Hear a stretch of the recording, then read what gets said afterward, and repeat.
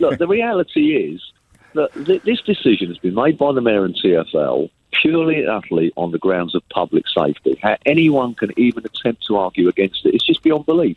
14,000 incidents. You talk about uninsured, but the driver will have been unlicensed. Nobody will have known anything about it. He could have come out of Wandsworth Prison at 9 o'clock in the morning and been driving an Uber at 10 o'clock under these circumstances.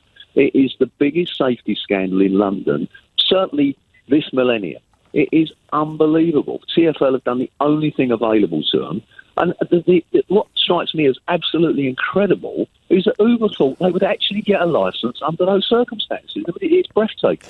What, in a nutshell, would fix it? And I appreciate that that's not necessarily what you or your members would want, but the thing I tell you, you've heard the show, so the knot I'm worrying at this morning is the question, and it is only a question of whether or not Uber would be under some sort of existential threat if it actually closed this loophole, because it can't be that difficult to close it. Look, no, what it comes down to, James, is they were refused the licence, as you're aware, 2 years ago. They pitched up at the Magistrates' Court in Westminster and promised the magistrate all sorts of things. They had promised to abide by the rules, they had promised to keep the app running, keep the app safe, all of which they have singularly failed to do. And we're aware of the fact, as we said this morning, that 14,000 Londoners were placed in possibly mortal danger. And now they're saying... It's 14,000 Uber trips in which drivers had uploaded photos of themselves. So to be completely clear about that we don't know how many drivers that would involve. It has found that at least 14,000 Uber trips involved drivers who'd uploaded photos of themselves to the app linked to cars which they were not registered to drive, which means passengers were being picked up by drivers not named or authorised by the company. No, absolutely, James. So what that means is it could have been more than 14,000. Yeah, absolutely it does. But no, because it's trips. It could have been one Londoner could have made 7,000 trips. I'm being a bit glib for the point of the argument, but you can't say, I can't let you say 14,000 Londoners unless we count every black cab passenger once in a year. Yeah, well, I think we're getting, we are being pedantic. But look, a number of Londoners, a serious number of Londoners, were placed at risk. Yes. Well, they pitched up at a magistrate's court 18 months ago and promised the earth, and they've failed to deliver yet again. This company is basically, is this a correct word? You're the expert. Unregulatable. Unregulatable? I don't think that's a word, Steve. Well, I don't know, though. What's the alternative? I don't know, mate. Anyway. Ungovernable? Impossible to regulate. You would claim it was impossible to regulate this company operating in the way that it currently does.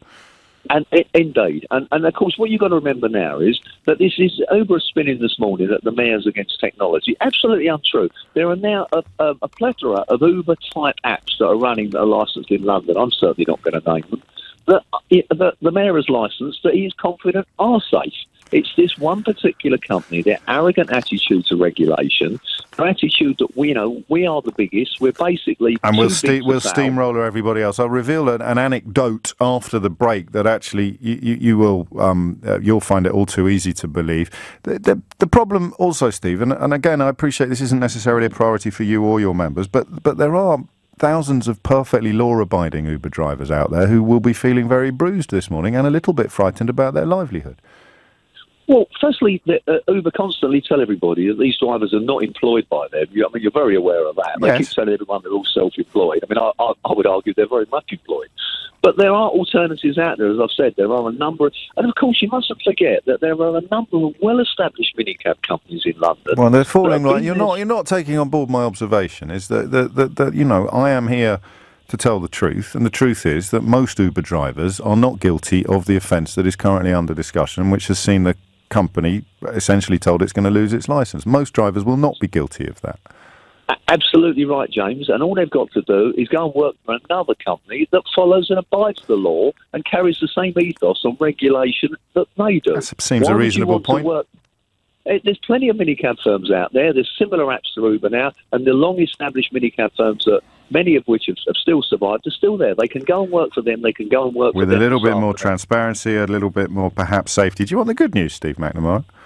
Yes, please. Unregulatable is indeed a word. I'm going to put this in my diary. I knew a word you'd never. That's the only time that's ever going to happen, I can assure you.